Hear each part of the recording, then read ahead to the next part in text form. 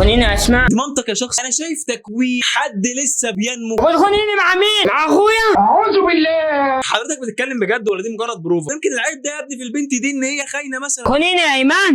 بص انا مش عايز اتوقع اللي جاي. بتخونيني مع مين؟ مع اخويا؟ برضه بص انا مش عايزك يعني برضه تفقد الثقه، يعني انت ما فشاش مثلا قاعده معاه في كافيه. بتخونيني يا ايمان؟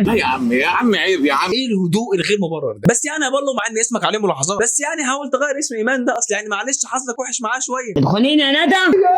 انا هولع في نفسي. لا ما هو بص انا مش هقول اللي جاي عشان هتبقى متوقعه وكليشيه جدا. بتخونيني مع مين؟ مع اخويا؟ يا نهار اسود. لا ما انت مش اخو تامر حسني انت كمان. عينه كلمه. وبعدين معلش يعني هو انت غني فبتعمل كده؟ عايزك تحط لي 10 مليون في البنك. ما ترسلوش يا مصطفى، هو بقى حلو خلاص. ده بنك الحظ ده اكيد. طب يعني معلش السؤال انت بتعمل كده ليه؟ تلكن العربيه 23,000 مليون. لا كده بقى الكلام كده رايح في داهيه بقى. 1000 مليون ده الرقم ابن اللطيفه ده. والسؤال الاهم ايه هي العربيه دي؟ يعني معلش معذره انا فاتني سؤال، انت هتعمل ايه صحيح مع اسماء؟ انا قتلت مرات اخويا، قتلت ولده. ما تقولش على نفسك كده، انت جميل على فكره. هو انت معلش بس طمني عليك، انت عندك صعوبه في التنفس يعني؟ في حاجه انا مش فاهمها، انت بجد تتكلم كده ليه؟ ولا هي دي شخصيتك وانا ما اعرفش؟ انا بجد بسال. ان انا اركب قرون. خاف يا عيني. يم. قرون ايه يا شخص؟ انت حرفيا عباره عن ارض. قرون ايه بقى اللي تركبها؟ والله الراجل ده بيتكلم كلام زي الفل. وبعدين يا بالله يعني حاول تعجب البنت، يعني مثلا تبين لها قد ايه انت حلو وكده. انا عارف نفسي ان انا حلو قوي.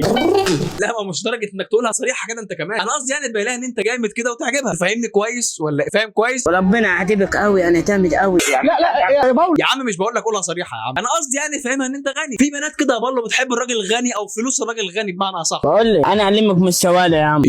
وبعدين يا عم انا مش بقول لك هنا، انا بقول لك قول لها كلام حلو، يعني مثلا خد رقم تليفونها بس من غير عبط الله يكرمك. يا عسل يا جميل، بس عايزين رقم التليفون.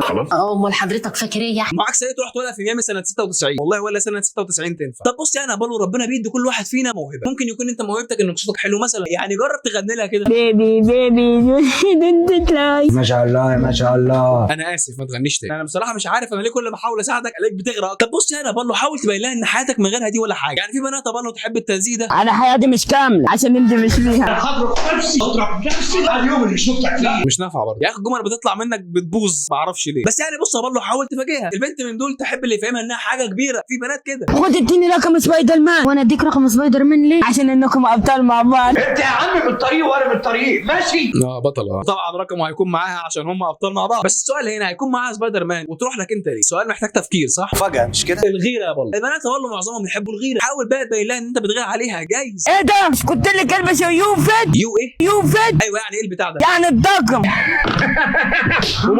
هو العربي اثر معاك في ايه يا بالله بس؟ طب يعني ما علينا، ساعات كده يا بالله في بنات تحب الراجل الحكيم، حاول يا بالله تبين لها انك حكيم. هو ليه الفسيخ اغلى من ما السمك؟ تكملش ما دام وصلت للمرحله دي ما تكملش. انا قلقان اسال بس إيه ليه يا بالله صحيح؟ احنا في النهايه بنعمل المعفن دمل. انت ازاي ذكي كده؟ انا عمري دي ما كانت تيجي في دماغي. الله يا بالله الله. طب طالما خربت بقى ما تسمعنا حكمه ثانيه. يقول لك السبعان بيلاد كل الناس، بس التعان بيلاد الناس اللي بتلاقيك. خلصت كده؟ يا سلام يا اخي انا محتاج مترجم في الحلقه. طب والله اخر حاجه هطلبها منك عشان ابقى عملت اللي عليا، يعني بتحاول تبين انك صايع كده. لا بالله اصل في بنات عره كده بعد عنك تحب الواد الصايع. انا بلوش، انا اكتر واحد بيفتح مدام. كرده هي في شكلك. انا اسف لك يا عم ما تعملش حاجه تاني. في النهايه يا معلم يا ريت تقول لي في الكومنتات اتكلم عن مين الحلقه الجايه، وطبعا يا معلم ما تنساش تقول رايك في الحلقه دي في الكومنتات. يوم سلام.